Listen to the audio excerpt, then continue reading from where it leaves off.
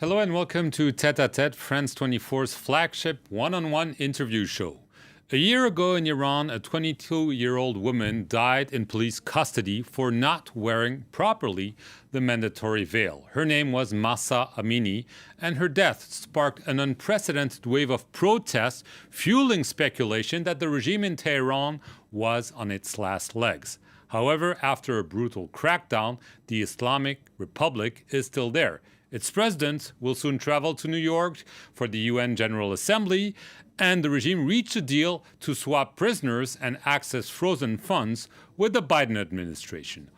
Our guest was forced to leave Iran back in 1979 for a good reason. His father, the late Shah of Iran, had just been toppled. He has since become a staunch opposition member in exile of the regime. Reza Pahlavi, the eldest son of the late Shah of Iran, joins us from Washington, D.C. Thank you very much. Thank you for having me.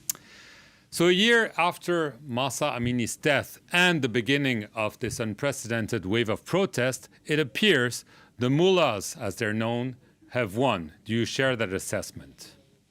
Actually, it's just the opposite. It's out of being afraid from the people that are so desperately trying to intimidate them, shoot them in the face, execute them, torture them. This is not a sign of stability. This is a sign of weakness. And we see more and more cracks within the regime every day augmenting. We see signs from members of the militia and the military show their sympathy towards the people. And soon enough, I think the moment will come when they will also peel away from the regime and join the people. But right now we are focused on the current movement and resistance that my brave compatriots are facing very clearly, the four corners of Iran. So the regime, like many other totalitarian regimes that we have seen in history, may last a little bit while longer, but they are doomed to fail and to fall, and that's what we hope sooner rather than later, that our compatriots will prevail in their struggle for liberty. Right. Ahead of this one-year anniversary, we've seen arrests of personalities, families of Mahsa Amini, and those killed in the ensuing crackdown. What are you calling for on this one-year commemoration of her death?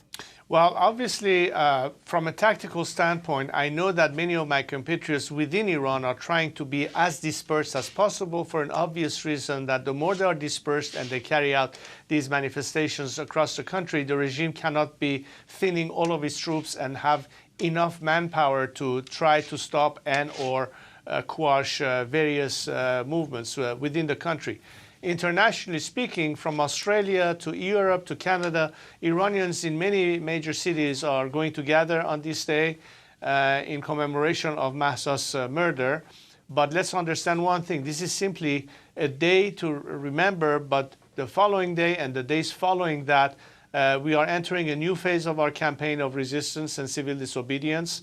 What's important, however, is that this momentum cannot be not supported by countries that have always claimed to be supporters of freedom and human rights, and we need them today to stay in solidarity with the Iranian people. Enough is enough after 43 years.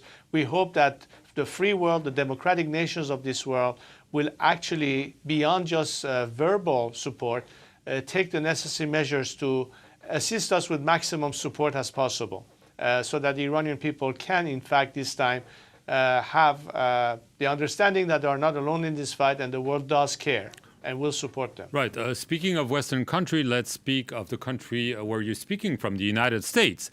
As I said, the U.S. and Iran have clinched a deal whereby 5 U.S. citizens held in Iran are going to be swapped against 5 Iranians held in the U.S. And in addition, Iran will be granted access to $6 billion of Iranian assets held in South Korea for humanitarian use. As we mark this one-year commemoration, what is your reaction to this deal between the U.S. and Iran? Well, we saw what happened the first time around under the Obama administration, and one of our major concerns at the time with the initial JCPOA was the money released. How is it going to be controlled? How do we know what is going to be spent on? And once the money is in the hand of the regime, it's certainly not going to benefit the Iranian people or their economic situation. It's going to continue fueling their avant-garde in Lebanon or Syria, and basically anything that is to preserve the system that, by the way, continues repression at home. And at the end of the day, I don't think that it had any impact at the time, other than once again throwing some kind of a lifeline to the regime. This time around, it's even worse, because this time you have in fact validated the regime's attempt of using hostages as a bargaining chip at a much higher cost than the first time around. So basically you have legitimized that it does pay to take hostages. And as such, who is to say that they won't do the same thing tomorrow? And if you in fact decided to, despite that, go ahead and strike such a deal, then why only a few hostages were released? Why not the rest of them? And ultimately, how do you know and how do you claim that you actually have control that this released money is going to be supposedly spent on humanitarian results? If the intent was to help humanitarianly, why give it to the regime? Why not giving it directly to the people through NGOs and other entities? This regime is not to be trusted, and this time around, I don't see any different, except that this is sending the totally wrong message to a nation that is struggling and fighting for its liberty, and it's a slap in their face. And as I said in my tweet a few hours ago, the Iranian people will not forget at the time of struggle who stood with them and who in fact did not help them at all. Do you feel that the Biden administration is betraying the Iranian people by striking such a deal? And also, as we hear, maybe negotiate a new nuclear deal? Well, this administration is doing whatever it is, but I'm happy to say that at least on the legislative side of this country, congressmen today approved and signed in majority support for the Mahsa Act here in the United States. And I'm thankful, at least to the congressmen, for having done that, and I hope that it will pass the Senate as well. These are indicative that legislators in this country are standing on the right side of the equation, are taking steps, and we should not be prisoners of just one White House and its mission, because life goes on, administration change.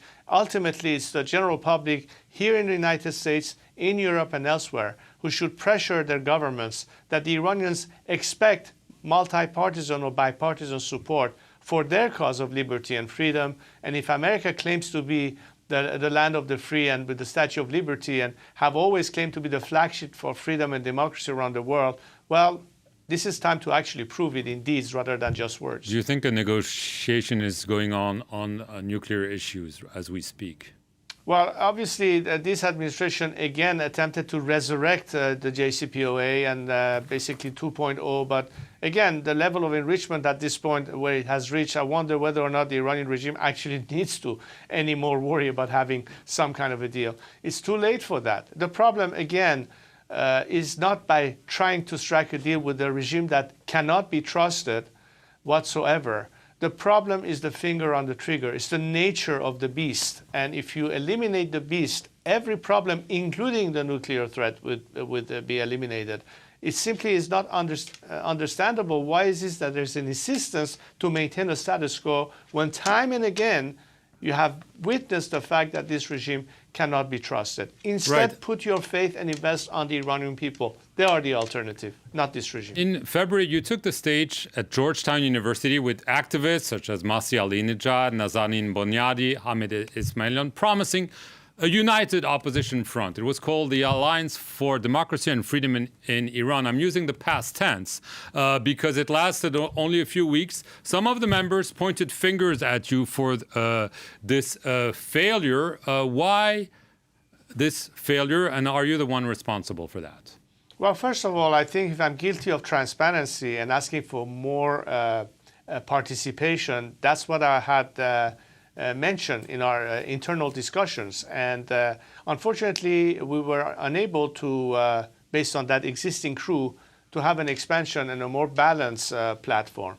And I did warn them that if that is going to happen, then we will have parallel tracks and others taking other initiatives. But I would like to point you much more to what's happening inside Iran today, within the Iranian public, as well as university centers, the intelligentsia at home, even political organizations that may not be visible but are operating on the ground. There's definitely a call for unity and cooperation at home.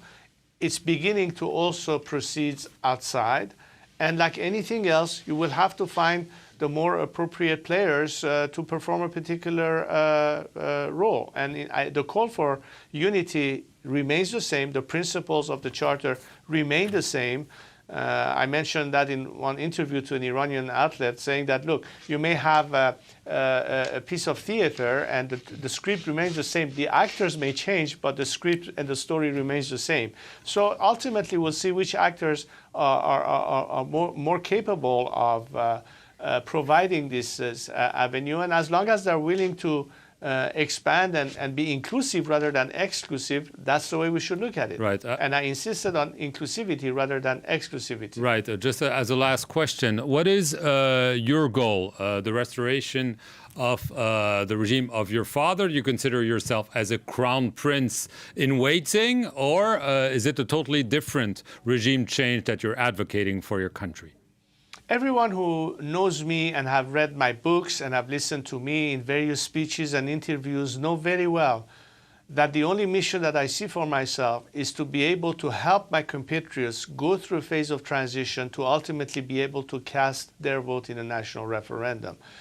I believe that after the regime collapses, we will face a period of transition where obviously an interim government will have to manage the country's affairs, but at the same time prepare the grounds for the elections of people representatives at the Constituent Assembly to in fact debate in such assembly all the aspects of what kind of a system and constitution we would like to have for the future. And ultimately, the result of that process will lead to a democratic outcome where the Iranian people will cast their votes and decide in their majority what they want. That has always been my sole goal, and I've always said that that day will be mission accomplished as far as I'm concerned. I'm not gunning for any position or anything else. I just want to be able to help this process, and I believe I have the trust of many of my compatriots after 44 years and counting that understand that this is only my vision and nothing beyond that. Reza Pahlavi, I want to thank you very much for appearing here on France 24, and thank you for watching Tête à Tête, France 24's flagship interview program.